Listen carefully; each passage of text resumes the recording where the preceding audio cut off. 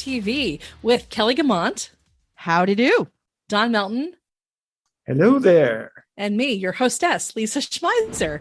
I am so glad to be back with you. I want to actually give a huge shout out to Don, Kelly, and Nathan for, I think, my favorite episode of the podcast. Was a lot of fun. Because it's the one where you did the least amount of work.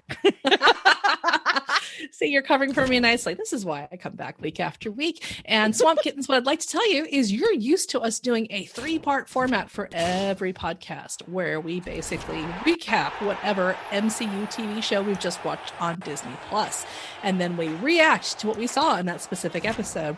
And then finally we say, really? To Don Melton and pelt him with questions about Marvel esoterica, and he always valiantly rises to the challenge. However, we are still a few weeks out from the next Marvel, I almost said Marvel Plus show, it's a Disney Plus show, from the next Disney Plus show, Hawkeye with Hallie Steinfeld and Jeremy Renner.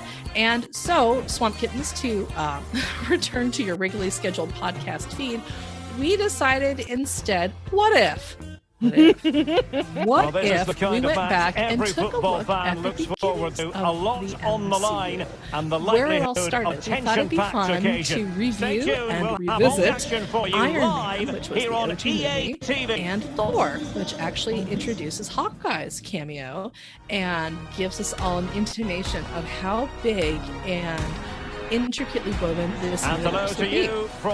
So we gave ourselves the assignment to go watch Iron Man, to go watch Thor, and now it's time for us to show you our work. To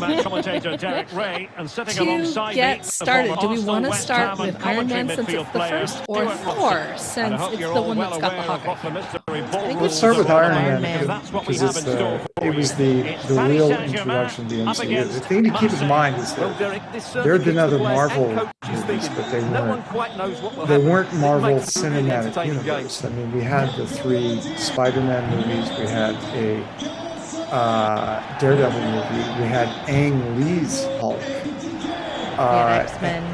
Yeah, we had X-Men. So I'm loading my Disney Plus screen now because they refer to these movies hilariously. They do. And I want to bring up the precise wording for it. So I'm clicking on Marvel alongside Marco Verratti in the engine room. So many different ways to Marvel Cinematic Universe Phase 1, Marvel Cinematic Universe Phase 2. Marvel in timeline order. Then they have Marvel Legacy.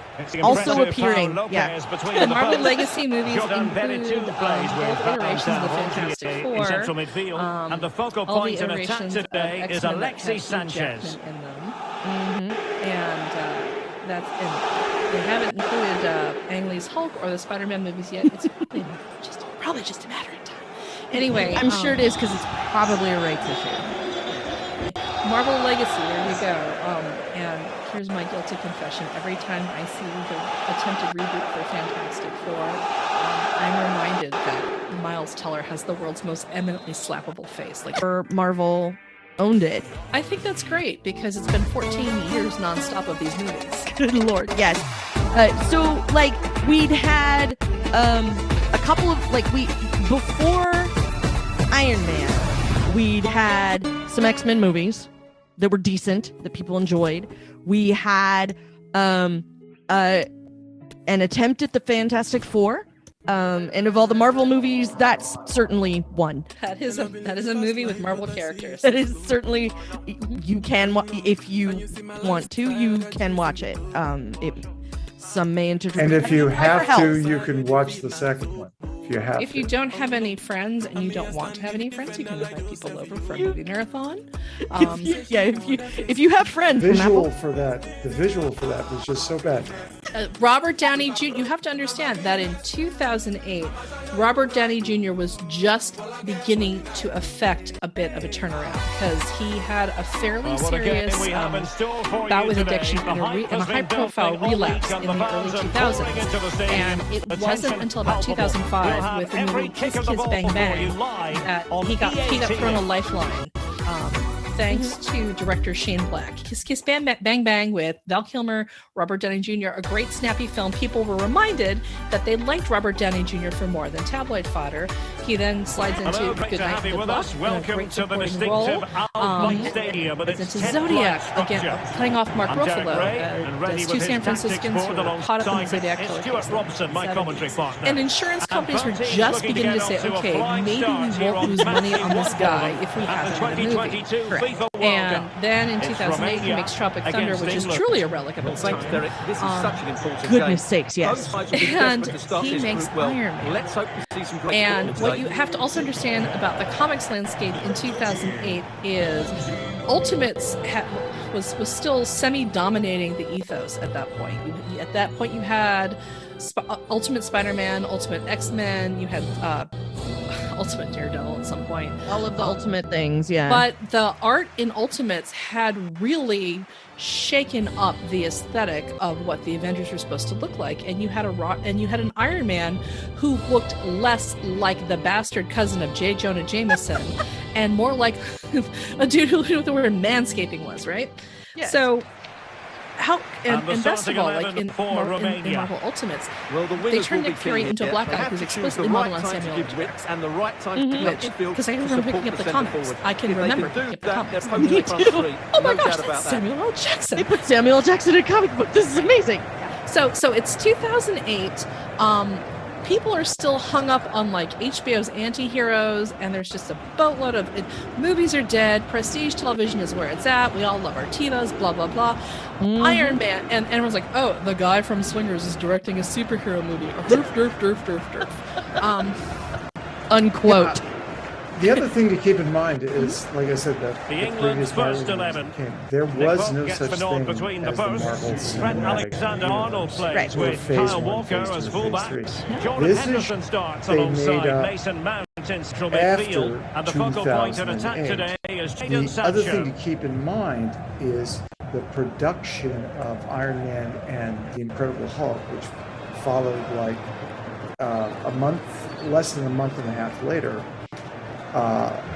Kevin Feige was involved, but he was like the second or third to or Thor or whatever, that he's running the whole production.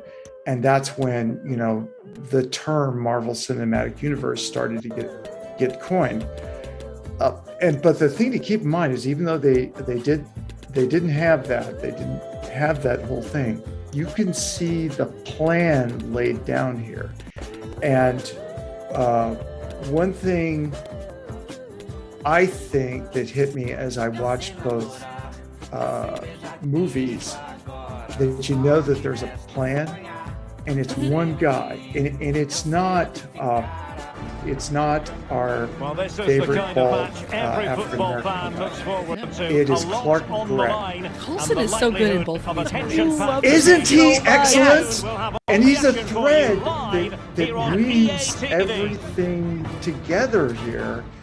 And he's like the payoff in the Avengers. Yeah, this is why Killing Me in the Avengers is so great. Spoilers for a movie that's Hello and welcome to the Al Bayt Stadium. Yeah, Nick Fury Qatar, obviously city of a threat. Al-Khor. But I'm Derek Ray, and the Agent commentary Coulson, partner, as always, big is deal. Stuart So Robson. what was interesting And it is the first I watched test for Iron these Man two again countries here at the 2022 with our daughter, FIFA World who, Cup. of It's course, Romania was versus still the a theoretical Netherlands. notion. Well, I'm looking forward to this First one, one Derek. was made, It's so and, important that you get off to a came good out. start. So And let's hope both sides go for the we win here, had and to, we get an and exciting she's match. like, wow, I really don't like Tyson. The whole time we're watching, she's all, I really don't like him. And I thought, and I was like, oh, wait and see. But, and then we had to educate her on, honey, you have to remember that before this, there weren't stingers in credits most of the time. Like, the fact that we have the Nick Fury thing was like a big deal. Like, there were weblogs about it. There were like news stories telling people to stay at the credits. And now if movies don't have stingers, you're like, what? I've been cheated. Exactly.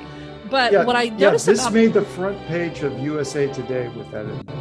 But what I noticed about it is Tony is really unlikable in this movie, like all the way through. And the starting I 11 don't know, for Romania. It would be Well, the two fun wide players are to great in ask 1v1 our Swamp Kittens situations, and their when they movement is noticed also how very it good. changed. But it's But the midfield three that will need to control like, the flow of the game. you can argue that the evolution of Tony Stark as a character is the overarching story of Marvel Phase 1 through Phase 4, because by the end of it, he's a self-sacrificing hero and a husband and a father and blip, blip, blip.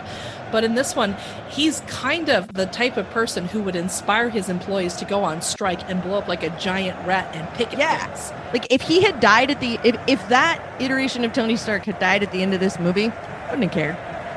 It would have been fine. I would have been like, Colson could have asked out. Here's Pepper, the it could have been a whole starting different 11 for one. the Netherlands.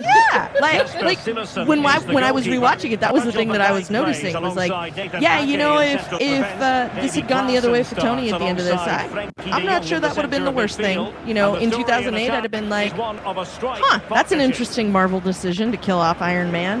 Yeah. Okay. And the thing is the casting in this movie is so good, and I don't think it's